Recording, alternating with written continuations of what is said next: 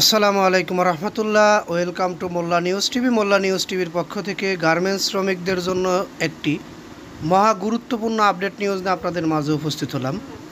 শ্রমিক অসন্তোষের কারণে 10 দিন আসতে পারে নো ওয়ার্ক নো পের ঘোষণা, অর্থাৎ 10 দিন বিনা বেতনে ছুটির একটি ঘোষণা আসার সম্ভাবনা দেখছি আমরা গার্মেন্টসের সেক্টরে।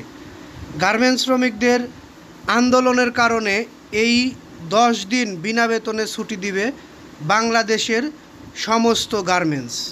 এই বিষয়ে বিস্তারিত জানাবো এই নিউজটির মাধ্যমে, আপনারা জানতে পারবেন এই বিষয়ের বিস্তারিত। ধৈর্য সহকারে পুরো নিউজটি শুনলে বিস্তারিত বুঝতে পারবেন। আর এখনও পর্যন্ত যারা আমাদের নিউজটি দেখছেন তাদেরকে বলবো একটি লাইক দিয়ে দিন, কারণ আপনাদের একটি লাইক আমাদেরকে পরবর্তী ভিডিও বানাতে আগ্রহী করে তোলে। বিজিএমের একটি সূত্র জানায়, ট্রেড ইউনিয়ন নেতাদের আশ্বাস সত্ত্বেও শনিবার সকাল থেকে শ্রমিক অসন্তোষের জেরে আশুলিয়া শিল্প কারখানায় অন্তত 50টি কারখানা ছুটি ঘোষণা করা হয়েছে। শিল্পাঞ্চল আশুলিয়ায় টানা 10 দিনেও আজ শনিবার শ্রমিক অস্থিরতার কারণে ছুটি ঘোষণা করতে বাধ্য হয়েছে অন্তত 50টি কারখানা।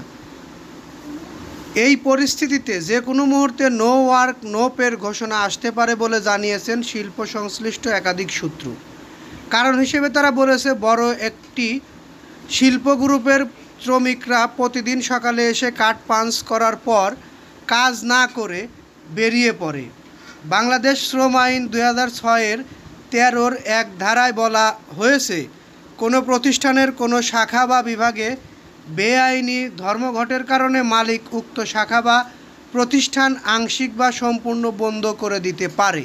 সেক্ষেত্রে ধর্মঘটের অংশগ্রহণকারী শ্রমিকরা কোনো মজুরি পাবে না। বিজিএমের একটি সূত্র জানায়, ট্রেড ইউনিয়নের নেতাদের আশ্বাস সত্ত্বেও শনিবার সকাল থেকে শ্রমিক অসন্তোষের জেরে আশুলিয়া শিল্পাঞ্চলে অন্তত 50টি কারখানা ছুটি ঘোষণা করেছে। এর মধ্যে বিভিন্ন গ্রুপ রয়েছে যারা অনেক বড় প্রতিষ্ঠান, যেখানে প্রায় 10 থেকে 15,000 শ্রমিক কাজ করে। তাদেরকে কাজ না করে বেতন দিলে কারখানা চলবে না আগামীতে।